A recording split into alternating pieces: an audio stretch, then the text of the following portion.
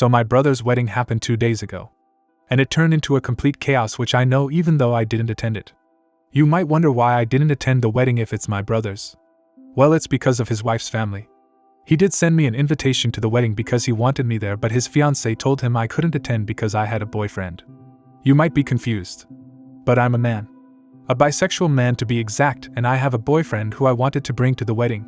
She said even though she doesn't have a problem with that, and he doesn't have a problem with that, her extremely religious parents who already forced her to do the wedding in a church would most likely banish us from the wedding and cause trouble between our families. After she told him that, my brother told me I couldn't attend and told me why. You might think I was angry. The truth is I was relieved.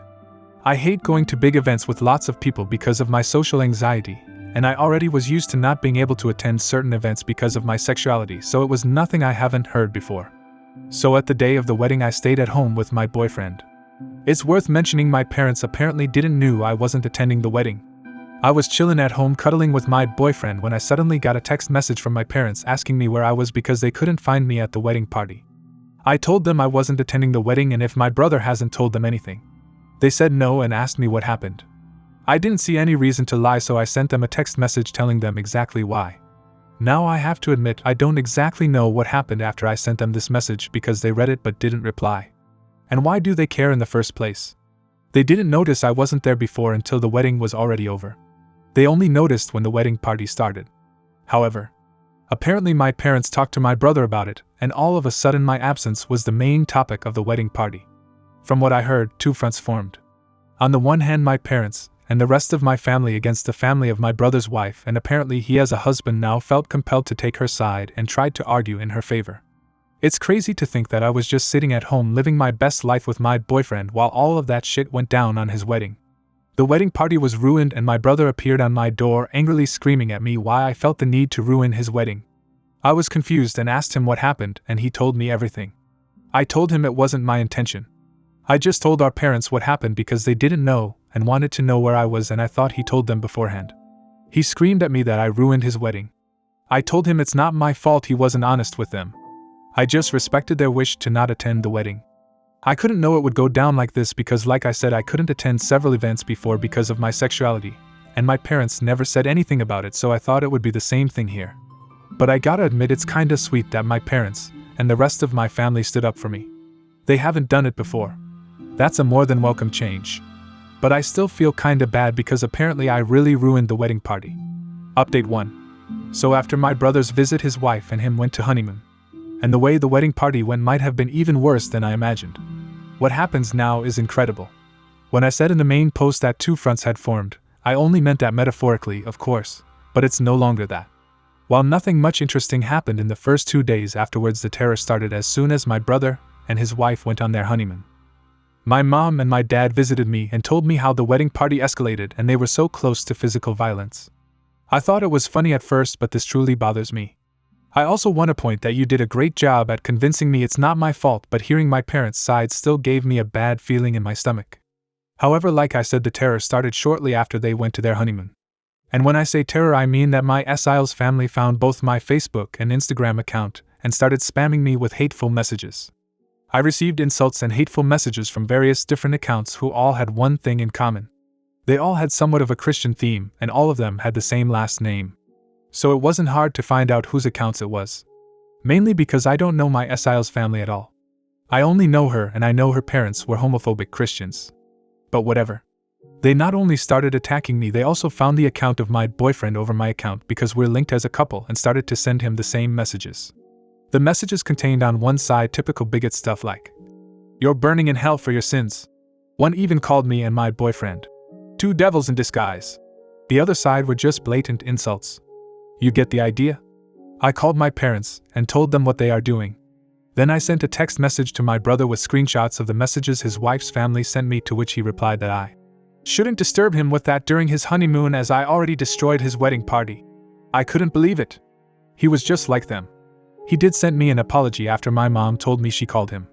But none of this is the main reason I'm giving you this update this early. Because I got a call this morning from an unknown number. I hesitated because I thought it was one of them.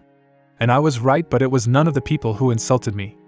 I heard a woman's voice who introduced herself as the half-sister of my brother's wife. She said it didn't went unnoticed what her family was doing and she wanted to apologize for them. I told her I'm not going to tell anyone in her family about this, and that I don't blame her for her family's actions. She thanked me and hung up. I don't know why, but I have this feeling she only did this to protect her family from being reported. My mother wrote to me earlier that she wants to report the insults and the harassment of these people, and that she demands for my brother to divorce his wife or she will disinherit him from her will, because that's not how she raised him. A little radical in my opinion, but I understand where she's coming from. Update 2. It's been a few days. First of all, me and my boyfriend are fine. Luckily for us, they didn't go any further than their text messages. My mom filed a report against them. I don't know the current situation about that, as I haven't filed the report myself. The reason I update you is a different one. First of all, one person in my Siles family is actually going to testify in my favor and against her family. It really takes courage to do so. It's the same person that called me in the last update. Somehow they found out that she is into women. No reason to hide it anymore. However, she said she's fine and is going to stay at a friend's house. I have so much respect for what she does. Imagine the strength you need to testify against your own family. I now feel bad for assuming she only called me to save her family from being reported. More importantly, what is the current situation with my brother? Well, my mom talked to him and told him to leave his wife or she will disinherit him from her will. He decided to stay with his wife and my mom made her threat come true. He's no longer in her will. My father did the same. When I visited them, I also told them that I wish that this entire situation went different. They assured me it's not my fault, but I feel like if it wasn't for me, then my family wouldn't be ripped apart like this. Haven't talked to my brother since then. My boyfriend feels familiar. He also told me he kinda feels responsible for all this chaos. I assured him it's not his fault. But honestly, I wasn't even sure if I could say this in my position. On the other hand, it was my Siles family's bigotry that ruined everything, and everything would have been fine if I could have just attended. But now it's time for me to grow distant to this situation. We see what the report will do. I followed your advice to document everything. The insulting and harassing messages continued until 2 days ago. So I have much to say about them. Unfortunately, homophobia is still very much normalized in our society. I already said it in a post in my profile, but the reason I'm so calm and casual about the situation is the simple fact that I'm used to situations like this. They don't get to me anymore. If I let any insult get to me, I wouldn't make it for a long time. It's a coping mechanism. I've been into situations where I was sent into hospital because I kissed my boyfriend in public. So insults and harassment like theirs is nothing I haven't seen before. Update 3. So last time I told you my mother was pressing charges against them, and to my surprise we won. They weren't going to jail or anything, but they had to pay for their actions. Literally. There was one incident where my SIL dad was actually trying to find out where I lived and asked my brother, who told him. Only God knows what he would have done to us if we still had lived there. But in the time span of the last 2 months, me and my boyfriend moved to a different place which my brother didn't know anything of. Also, their social media accounts were deleted. However, I don't know if this was part of their punishment, or if they did it themselves. My mom has also carried out the threat towards my brother and disinherited him from her will. After he came back from his honeymoon, he begged her to put him in again. She said only if he apologized to me. She invited me and my boyfriend over, and my brother sat in the living room with this mad look on his face. She made him apologize, but I didn't accept this apology because I could tell it wasn't sincere. He did it because he had to and not because he was actually sorry. I told my brother that I am disappointed in him for who he became. Before that, we had this huge bond, usually never judged each other for stuff like this, and all of a sudden he has such a problem with me having a boyfriend. I just don't get it. I told him that I miss the old him. He didn't respond to anything. He just sat there quietly staring at the bottom. After I finished, he just got up and left. This was the last time I spoke with him, and it's already been a few weeks since this happened. My parents paid much more attention to the discrimination I faced since this incident. They wanted to learn more about the problems I face as a queer person. I really love them. My dad even got a bisexual pride flag for me and asked if he could hang it in our bedroom. I love that I have such great parents. I just wish for my brother to become the person he once was. By the way, since the case with my Siles family is over, I didn't heard anything about their lesbian daughter. She supported us during the process, but we lost contact afterwards, and I just hope she's fine. Update 4. The final update of my story happened 6 months ago, and I figured some of you might be interested in how things currently doing. So I'm back, at least for this post right now. There have been some things that happened. First of all, I want to give you an update about the sister of my brother's wife. Around 2 months after my update, she texted us and asked if she could come over. We talked a while and I was relieved to find out that she is fine. She said that she moved in with her girlfriend when the case was over, simply because her parents and the rest of her family had disowned her and threatened her with physical violence if she dares to return. However, the relationship with her girlfriend ended after a while, and she asked us if she could stay for a few days until she found something. She stayed with us for 2 weeks. During that time, my parents had visited us and offered her to stay with them because they had a big house with some free space. She stays there currently because she wanted to study, and my parents had no problem with letting her stay a little longer. Me and my boyfriend also support her financially a little bit. We included her into several different celebrations such as Christmas and New Year's Eve, and I feel like she is like the sister I never had. What's probably more interesting for you is how my brother is currently doing. The truth is, I don't know exactly. We haven't talked since the apology. However, he actually tried to attend our Christmas celebration party, but the moment he appeared, my dad kicked him out and said that, and I quote, "This homophobic rubbish is no longer allowed in my house. I love him." OBTW, of course, both went through with disowning him.